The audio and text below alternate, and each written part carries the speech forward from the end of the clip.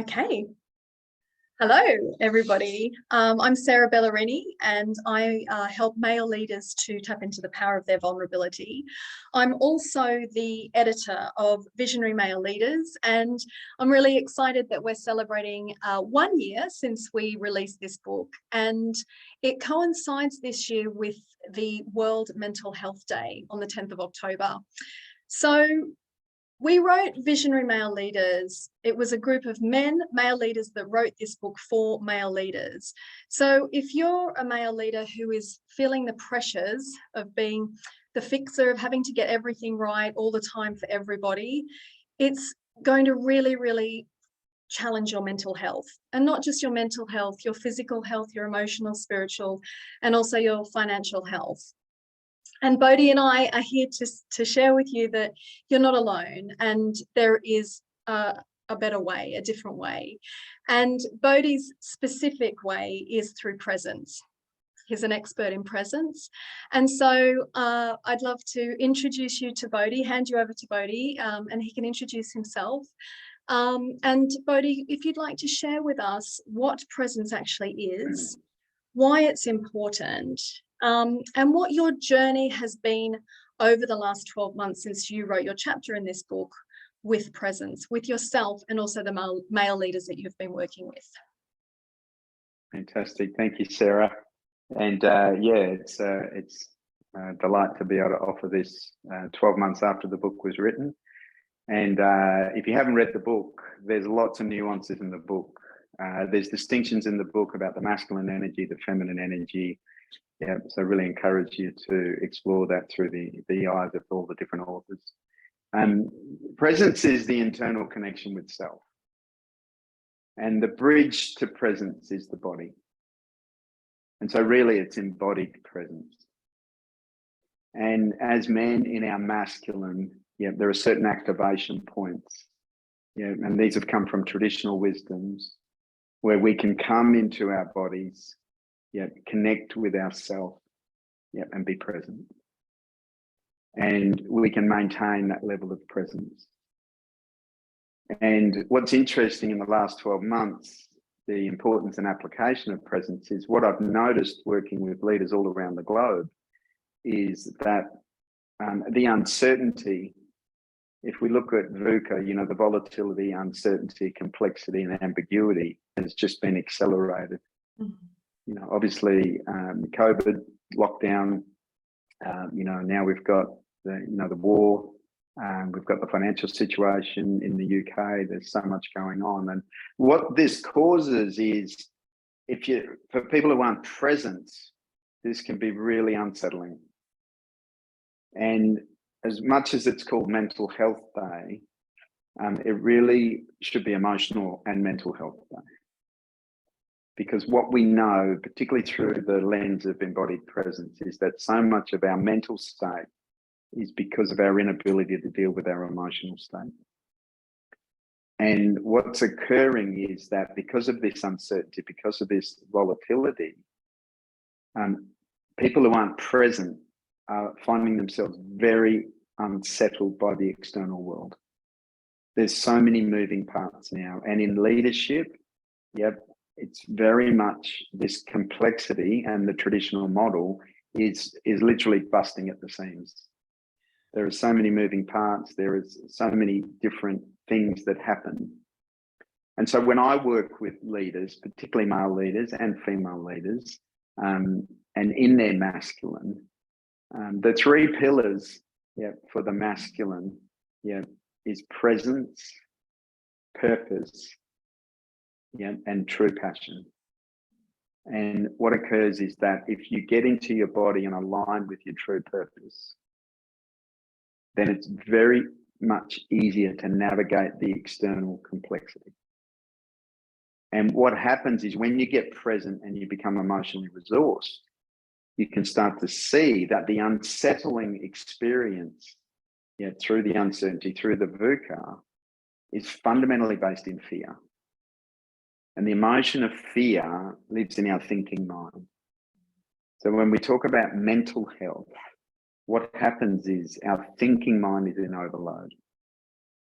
80,000 thoughts a day, most of them are negative. And fear, F-E-A-R, is future expectations appearing real. Yeah.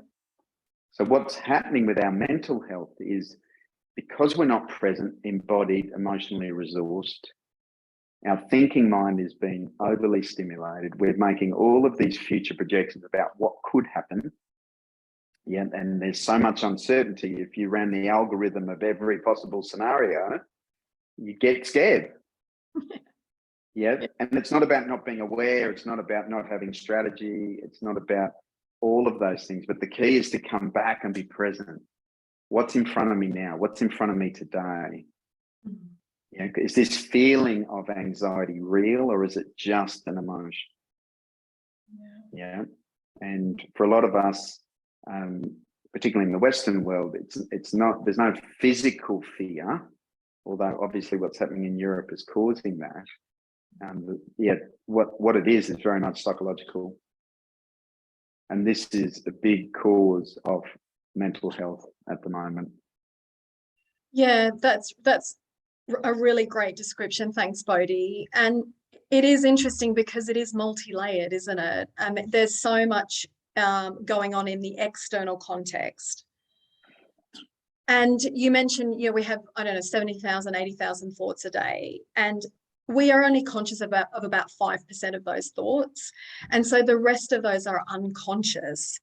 And so it's like the iceberg that sits underneath the ocean, isn't it? Like it's that 5% that you're conscious of. And then there's 95% that is unconsciously running us.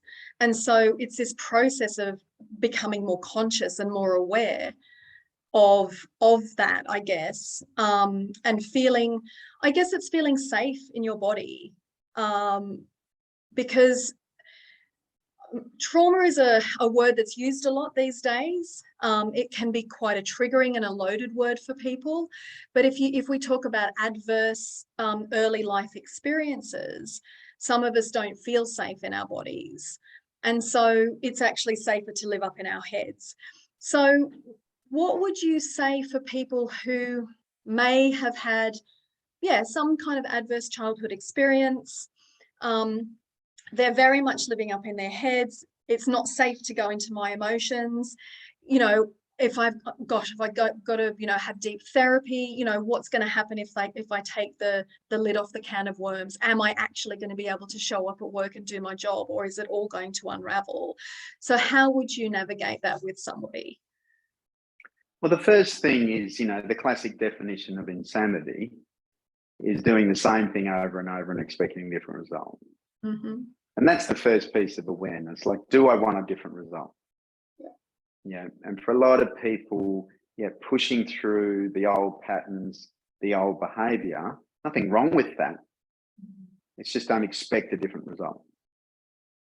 And if you're at that place where it doesn't feel sustainable, whether your nervous system, whether your mental health, whether it's your relationships, whether it's your workplace, then it's about going, do I have a choice here? Mm-hmm. And in traditional cultures, particularly for men, and they always had a mentor. They always had a sage. They always had somebody, an elder, who could hold them, who could guide them. And my first advice to particularly our male leaders is to find that person. Whether it's an industry expert that you trust, whether it's an external person that you trust. And again, I do lots of work with young men, rites of passage, because we haven't been initiated into this. And if you find a mentor or a guide, somebody that you trust, then to answer your question specifically, if you want it to be different, it's finding someone who can meet you where they're at. And meeting you where they're at might be just some very simple meditation techniques to calm your nervous system. You don't have to do the deep trauma work tomorrow. Great. But it's meeting someone who can meet you where you're at, keep you safe where you're at. And then from there, it's a journey. It's the hero's journey. It's happening to us anyway, but do it with awareness. Absolutely. Does that make sense? Absolutely makes sense, Bodhi. And that's really valuable, I think, for people, because the more I'm talking to a lot of male leaders, as you are as well, and the more people I'm speaking to, there is more of a kind of a coming together between coaching and therapy, or coaching and counseling. They are different things, but the gap is becoming smaller between the two, I guess. And so we are able to do we're able to start that journey into the deeper work without having to just throw everything, it's, what am I trying to say here? It doesn't have to be all in. You don't have to dive into the deep end immediately. You can go, as you said, on the journey. And that's so valuable, because it's lonely at the top for men, isn't it? For all leaders, it's lonely at the top. You've got to hold it together. You've got to be the fixer. You've got to get it right. And it's almost like you can't be seen as not having it all together.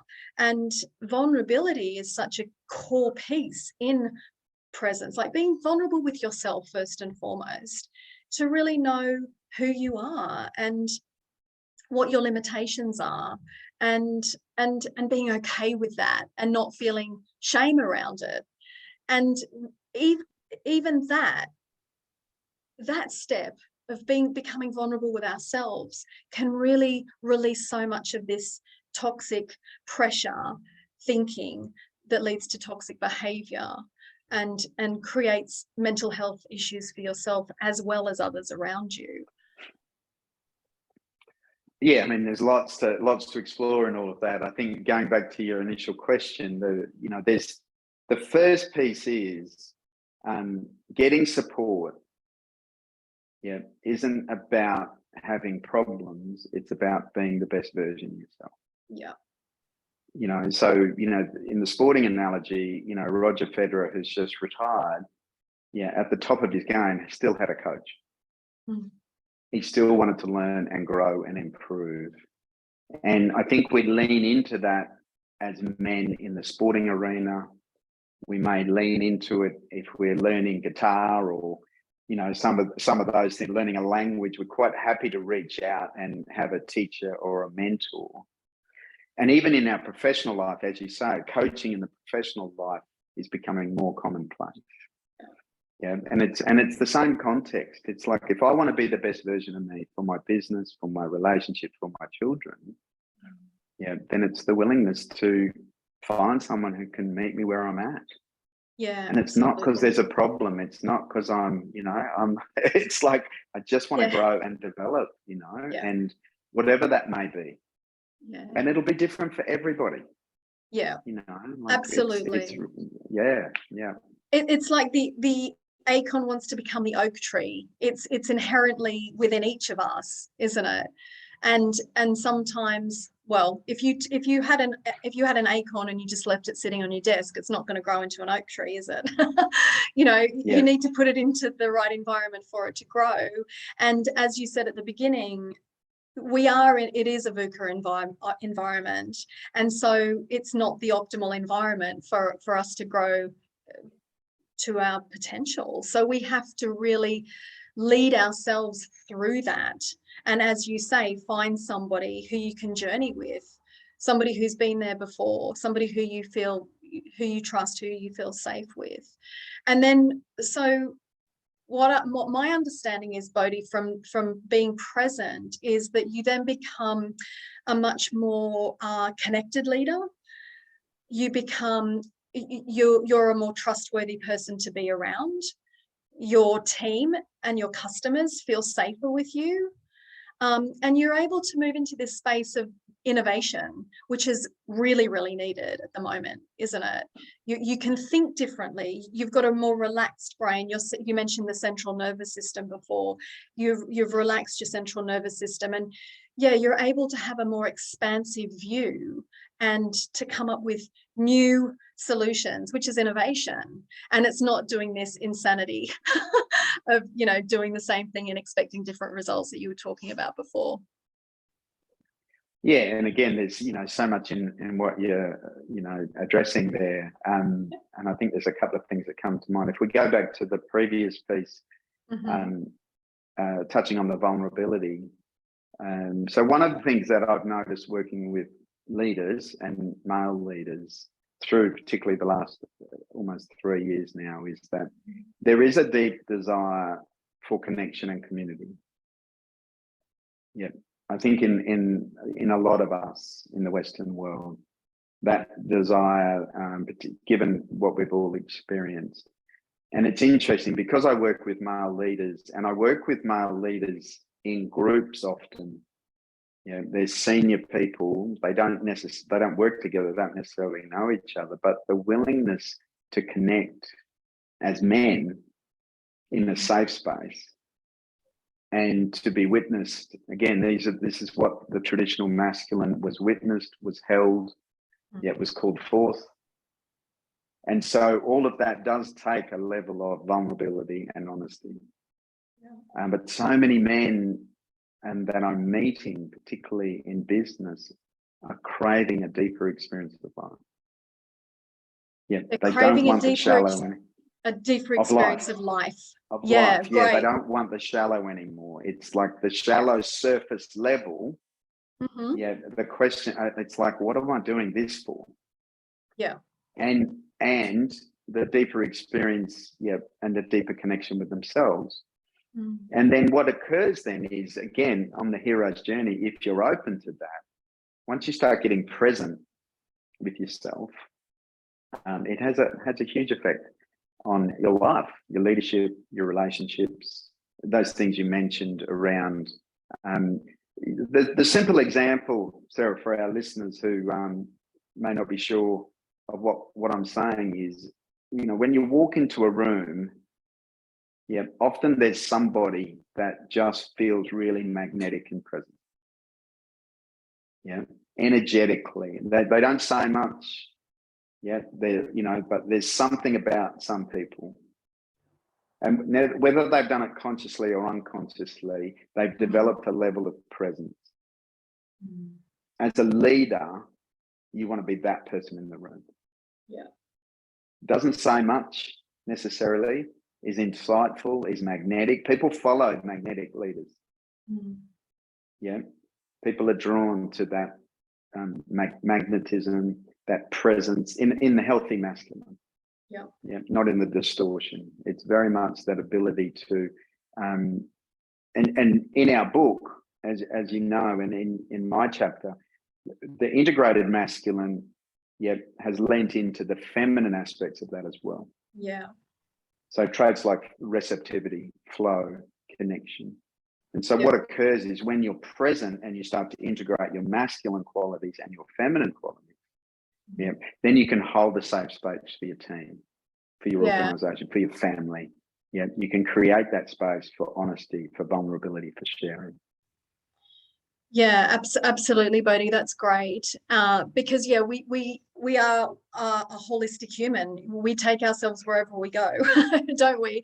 And I guess there's so much masking that's been going on in the past. You put your mask on to go to work, and you armor up as well, especially if you're in a toxic workplace and you don't feel as though you can be your whole self and bring your whole self to work in a way that's appropriate for that environment.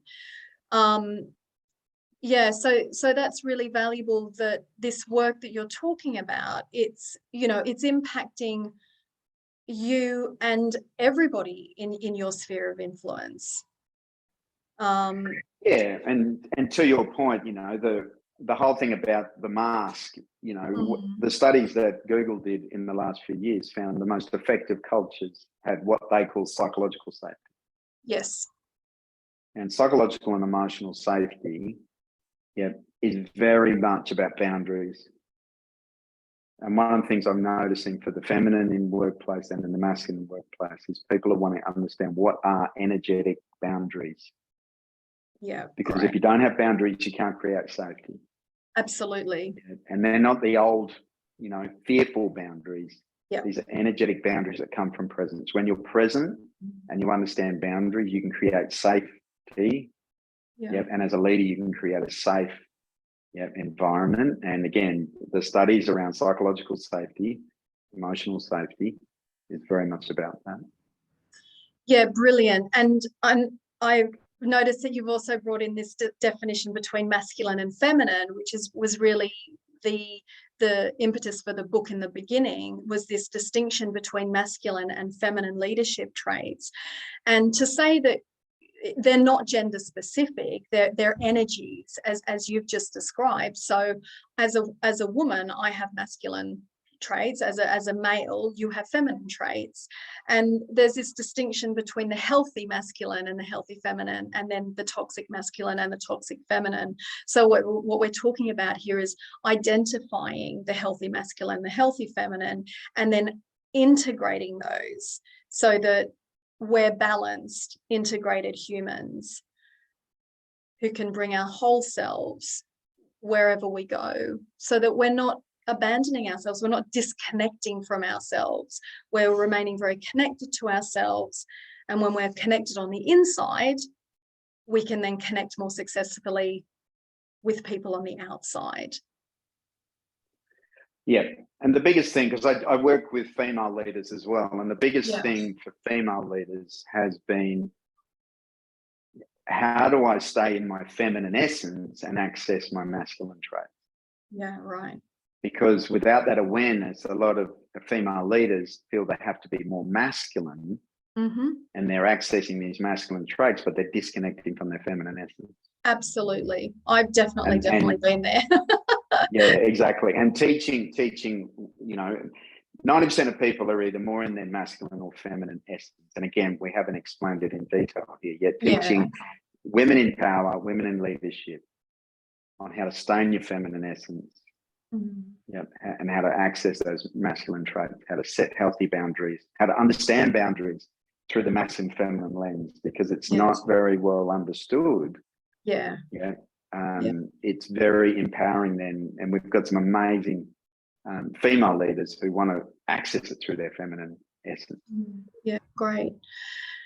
Yeah, fantastic. So how do people work with you then, Bodhi? You've mentioned that you work with men and with women. So do you run men's groups, women's groups, mixed groups? Do you work one-on-one? Can you just tell people how they can work with you if they're interested in exploring more about any of these topics that you're speaking about? Sure. So most of my clients start working with me one-on-one. And, they are, leaders in business, whether they own their own business or are in leadership roles in corporate. And then what occurs is that now through the relationship, through the safety, what I'm doing is running groups, which are virtual groups where leaders from different industries can come together. I teach them the tools of presence. I give them frameworks. And then as a group, we can navigate over a period of time, 3 months, 6 months, 9 months. And as you say, a lot of business leaders are lonely or isolated in their world. Being able to come to an independent group, but already having the tools to get present, by working with me one-on-one, that's generally it. So typically we start out one-on-one, and we do some sessions together to ground people in these practices of presence, getting them in their bodies. Perfect. So that's great, because that takes the concept and the theory into a practical application for people, so they can actually be able to experience that for themselves, and then know how to integrate that into their daily lives at work and at home. Perfect. And those groups, are they mixed groups, or how do the groups work? Typically I work with the women in a group and the men in a group. Okay, great. Because there's a and again, it's there's a different flavor. And traditional cultures, that's how a lot of the work was done initially. I do programs, mixed programs all the time. Like businesses get me in to do leadership programs with mixed. But when we're doing the deeper dive, typically same gender kind of helps. Perfect. That's great. Thank you so much, Bodhi. So is there anything before we go, is there any last pearl of wisdom that you would like to share specifically with people? I think coming back to what we've talked about, if the external world isn't flowing for you, like what I say is every morning, there are two trains that leave the station. Yeah. One of them is the flow train, one of them is the resistance train. And you get to choose which train you want to get. And if you're finding yourself consistently on the resistance train, you're resisting life, you're being challenged by the external, you're not in the flow, then put your hand up to get support. How do I get to the flow train? How do I get to the flow train? Because that flow train's available every morning. You just got to know how to get on it. Perfect. That's perfect. And yeah, that real thing of like, ask for help. It's okay. We're social creatures. We were born and designed for connection, and we can't do it alone. And particularly now, it's so vital to have this community and connection with people who really understand you and get you, who you can be yourself with. And when we're with people in group and community like that, they can also, we get to know ourselves better, don't we? And then we have that reflection back to us from healthy people who can help us to grow into a stronger version of ourselves. Yeah. And again, it's it's to be the best version of myself. Yeah. That's all it is. It's like I just know there's a healthier version of myself. Yeah. And I'm just wanting to chat to someone who could, give me some tips, whether it's nutritional, whether it's emotional, whether it's physical, spiritual, whatever it is, and we do it in certain areas. That's the thing. It's just that this space of mental health, emotional intelligence, emotional awareness, people don't realize there's an opportunity to be the best version of yourself. Perfect. Wonderful. Thank you so much, Bodhi. We'll have links in the comments below for links to Bodhi's website, and also a link to buy the Kindle or the hard copy Visionary Male Leaders book, which we're doing a special for this week to celebrate 12 months on for the authors, and also for the World Mental Health Awareness Day. Okay, so thank you, Bodhi, so much for your time. And thank you everyone for listening, and we'll see you again soon. Ciao. Thank you.